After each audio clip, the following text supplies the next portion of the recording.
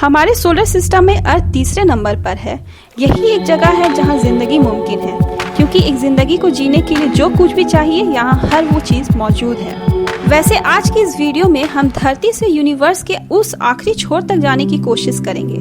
ये बहुत रोमांचित होने वाला है, तो दोस्तों अपनी सीट बेल्ट बांध लीजिए। So let's start. हमारी धरती के सबसे नजदीक चांद है। नजदीक। चलिए देखते हैं कि आखिर ये कितना नजदीक है। हम लोग शुरू अर्थ से करते हुए लगभग 3,85,000 किलोमीटर दूरी तय करते हुए चांद की ओर बढ़ रहे हैं, और ये दूरी इतनी है कि समझिए आप 30 बार अर्थ को पार कर रहे हैं। इतनी दूरी होने के बावजूद अब तक 12 लोग चांद पर अपने कदम रख चुके हैं। अब हमारा रॉकेट चांद से होते हुए मार्स की तरफ जा रहा है। अर्थ से मार्स की दूरी 225 मिलियन किलोमीटर है। अभी हम मार्स के ऊपर है, और जो आप ये पहाड़ देख रहे हैं ये माउंट ओलंपस है, जो कि एक एक्टिव वोल्केनो होने के साथ साथ इस सोलर सिस्टम का सबसे ऊंचा पहाड़ भी है। यहाँ से आगे बढ़ते हुए हम जुपिटर पहुँच गए हैं। अब ये तो आपको पता ही है कि जुपिटर हमारे सोलर सिस्टम का सबसे बड़ा प्लैनेट है, और ये हमारे अर्थ से 11 गुना बड़ा है। यहाँ से काफी दूर जाने के बाद हमें वॉयेजर 1 स्पेस प्रोब मिलेगा, जो कि अब तक सबसे ज्यादा स्पेस में दूरी तय करने वाला मैनमेड ऑब्जेक्ट भी है, जो कि 38 एस्ट्रोनॉमिकल यूनिट अर्थ से दूर है। वैसे मैं आपको बता दूं, एस्ट्रोनॉमिकल यूनिट मतलब होता है सूरज से अर्थ तक की दूरी। ये जो पिक्चर आप देख रहे हैं ये वॉयेजर 1 ने हमें भेजा था, और ये जो डॉट से दिखने वाला हमारी धरती है। जी हाँ, ये वही जगह है जहाँ हमारा घर है, हम हैं, हमारा ह्यूमन रेस चल रहा है। वॉयेजर 1 फिलहाल 17 किलोमीटर पर सेकंड की स्पीड में होने के बावजूद ये ओरोट क्लाउड को 30,000 साल में पार करेगा। अब हम अपने रॉकेट से ओरोट क्लाउड की तरफ बढ़ते हैं, जो कि हमारे सोलर सिस्टम की बाउंड्री है।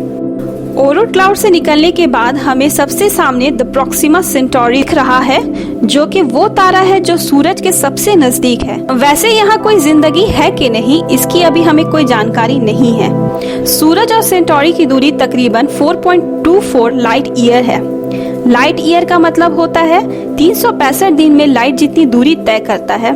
अब अपनी स्पीड को कई गुना बढ़ाते हुए हम मिल्की वे से बाहर निकल गए हैं। ये खूबसूरत चमकदार सा दिखने वाला 100 बिलियन स्टार्स और 100 बिलियन प्लैनेट का घर है। वैसे तो यहाँ ये देखने में आपको बहुत छोटा सा दिख रहा है, पर इसकी रेडियस कम से कम 52850 लाइट ईयर है। लेकिन रात को जो आप अपनी खुली आंखों से तारे देखते हैं वो बस इतने ही स्पेस के होते हैं। चलिए अब हम मिल्की वे से होते हुए लोकल ग्रुप के बाहर निकलते हैं। लोकल ग्रुप 50 गैलेक्सीज का घर है और 10 मिलियन लाइट ईयर में ये फैला हुआ है। हमारा अगला पड़ाव वर्गो सुपर क्लस्टर है।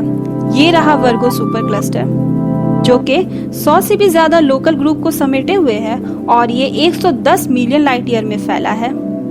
अब स्पीड को कई गुना बढ़ाते हुए हम अब ऑब्जर्वेबल यूनिवर्स के बाहर है।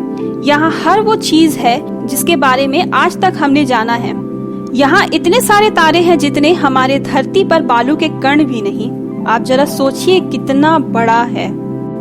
अब आप ये सोच रहे होंगे कि जब आज तक हम सबसे नजदीक चांद तक ही गए हैं, तो इतने बड़े स्पेस की जानकारी हम लोगों के पास कैसे है आखिर? हमारे स्पेस रिसर्चर्स ने कई ऐसे टेलीस्कोप बनाए हैं जिससे कई लाइट ईयर दूरी वाली चीजें भी हम आसानी से देख पाते हैं। अभी तक का सबसे powerful telescope James Webb space telescope है, और इन्हीं टेलीस्कोप्स की मदद से हमें ऑब्जर्वेबल यूनिवर्स तक की जानकारी है। और इसके बाहर आखिर है क्या, इसके बारे में हम बिल्कुल नहीं जानते, क्योंकि वहाँ से लाइट धरती तक नहीं पहुँचती, और इस वजह से हम लोग उसे नहीं देख सकते। अब ये तो हो गई यूनिवर्स की डिमेंशन की बात, लेकिन मैं आपको एक और ये बात बता दूं कि हमारा स्पेस लाइट की स्पीड या फिर उससे भी ज्यादा स्पीड से फैल रहा है। इसका मतलब ये है कि अगर ह्यूमन रेस कभी खत्म ना भी हो, तब भी हम पूरी यूनिवर्स की जानकारी नहीं ले सकते हैं। हो सकता है कि ये ऑब्जर्वेबल यूनिवर्स पूरे यूनिवर्स का एक बहुत ही छोटा सा हिस्सा हो।